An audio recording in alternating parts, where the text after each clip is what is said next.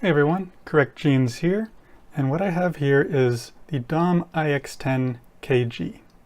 Now the ix10kg is sort of a midpoint in development. It is the successor to the original ix10, just the base ix10 system, and came before more modern models such as the ix Twin Star, ix Saturn, models such as that.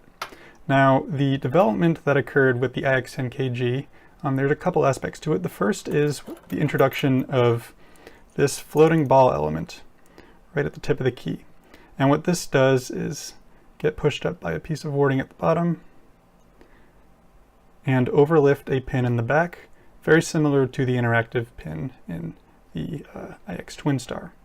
The additional change compared to the original ix10 is in the driver pins. The original ix10 only had a combination of standard and T-pin driver pins, where this lock introduces DOM's sort of weird version of mushroom spool pins, and they sort of went crazy with it and put them in every single chamber. Not 100% sure if this is universal to all locks in the ix10kg family, but that is the case here. So the introduction of the new drivers as well as the interactive element makes this a bit of a step up from the original ix10. So without further ado, let's get this clamped up and get it picked. Alright, here we go. We'll pry bar there on the right. I'm going to get in there with our Spooks XL. Sort of picking off the shoulders first, because it's hard to get under the blades of the pins. Alright, nothing really on one. I'm going to click out a 2.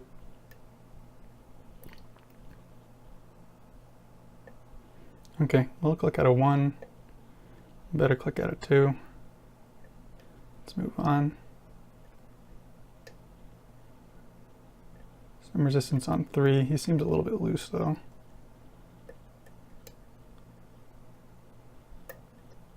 Okay, click on 4. Click on 3. Let's go back to the start.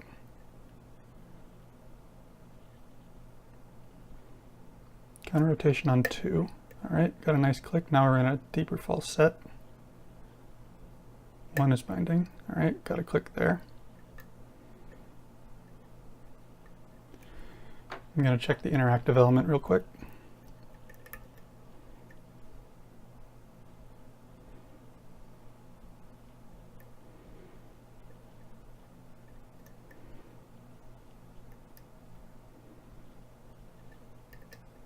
Okay, still feels springy. So let's move on to the left side. 1 is loose, 2 is loose. Oh, got under 3 and it dropped into a false set and gave some counter rotation there and deeper false set, and then I accidentally set 1 on the way out. That's convenient.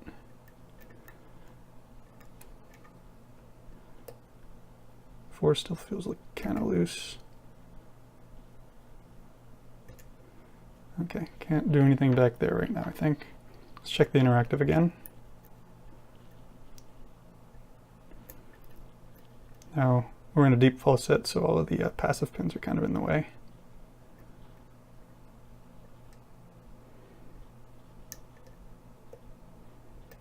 Okay, the interactive just set.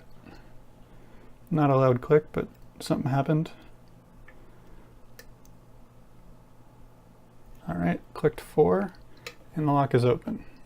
Here goes the shackle. The shackle does not pop on its own, unfortunately. Alright, so yeah, it's picked. You can go ahead and let it lock up on its own. It's got a little spring here, like so. And let's get this guy gutted.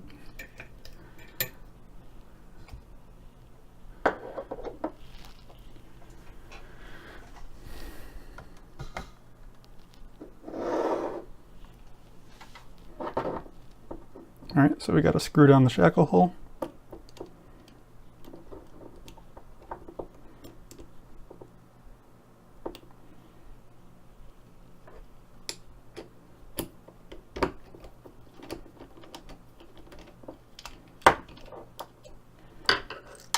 Alright, there goes the plug, or the core. Just going to put this body off to the side. There's the little actuator. Let me get a little towel out here because this lock is a little bit greasy at the moment. Okay, we have a circlip to get rid of. Where did my... oh, here we go.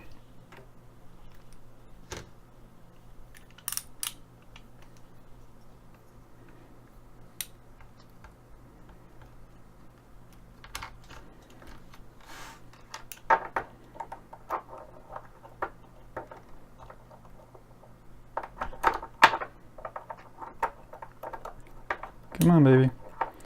Should have put this in the vise.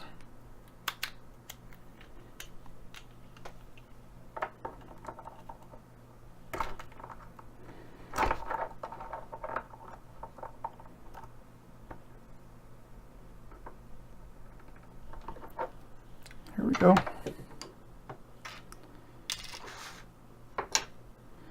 Okay, keys are over here. Ah. Forgot my followers. Hang on, give me a sec. Oh wait, I have... does this fit? Yeah, close enough. We'll use that.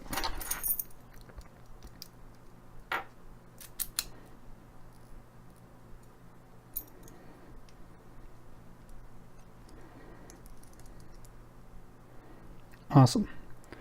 Okay, let's get this guy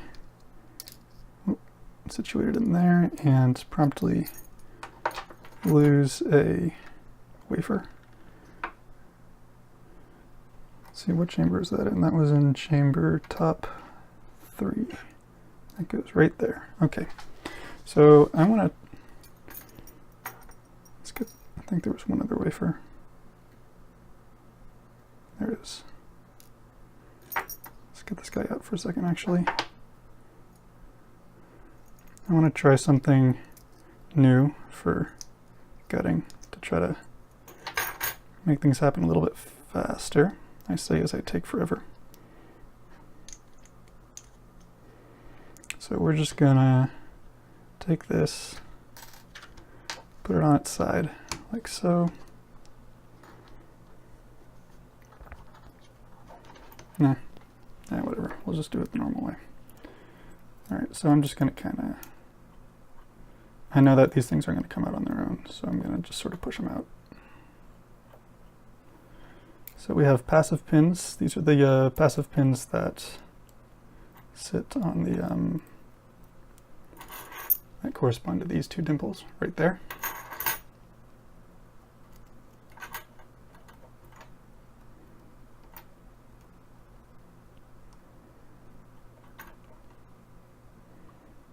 There we go.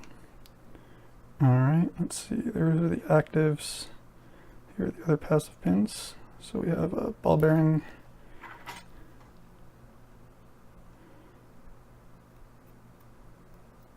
little pin here,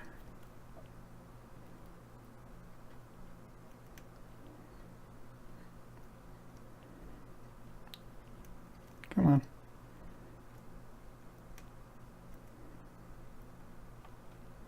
Good at pick placement when I'm picking, but not when I'm gutting, apparently. Oh, I'm under the, okay, I see. There's active pins in the way. Let's just try to, there. We'll do it the old-fashioned way. All right, so those are all the passive pins. We got some under the key, some on the side of the key. And now we have the active pins.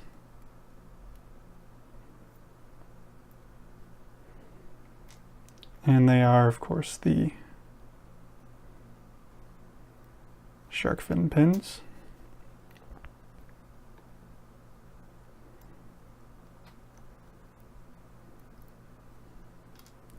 And then for the lowest cuts, they are spooled, like so. Apologize for the weird angle of the tray right now.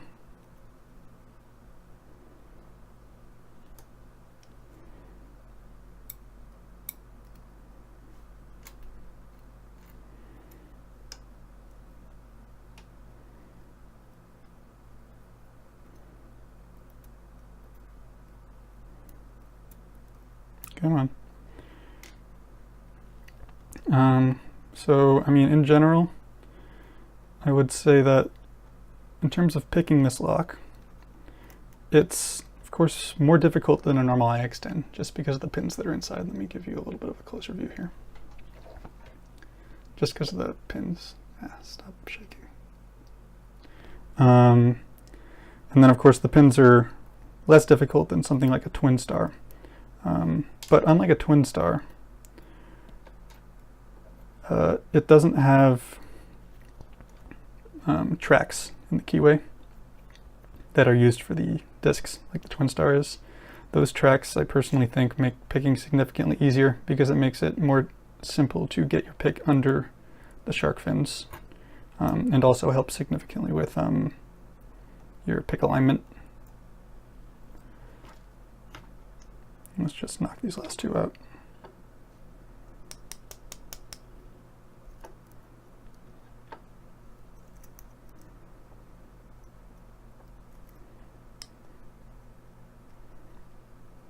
Cut them out and I put them back in. Come on.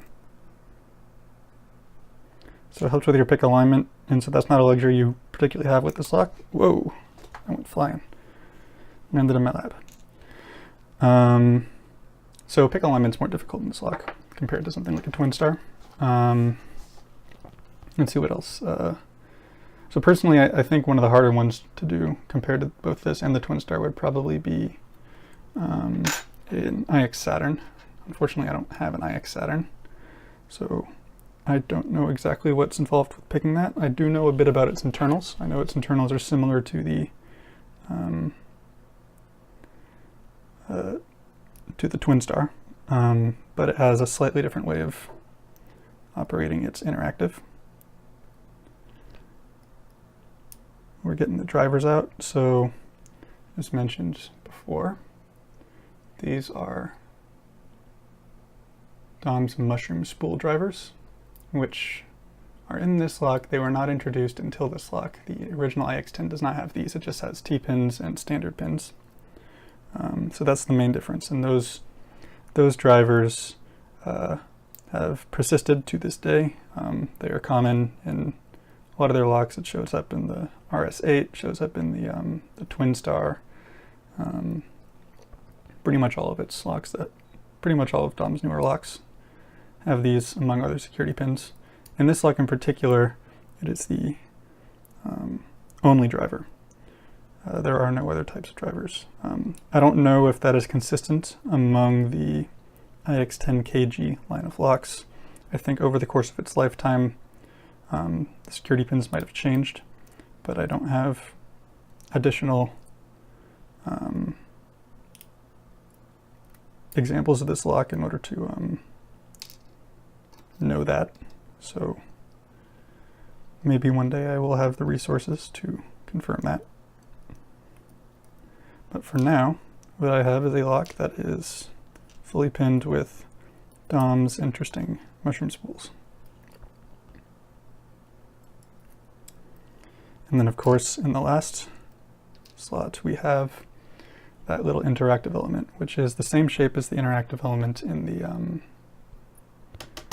Twin Star that gets overlifted. Oh, these springs are gonna...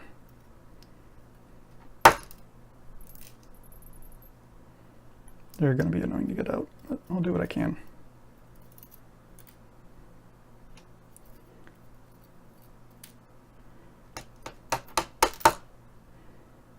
Oops.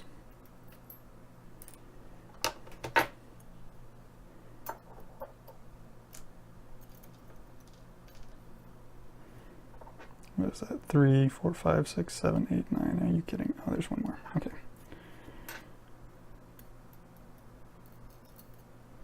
There we go. All right, that's 10 springs. Cool.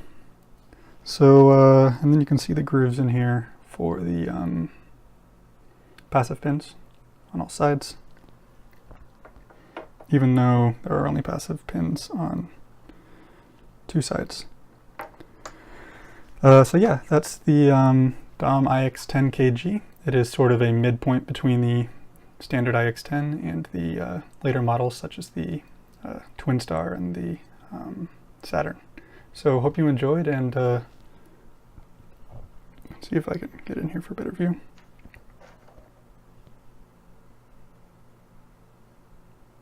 Yeah, hope you enjoyed, and as always, have a good one.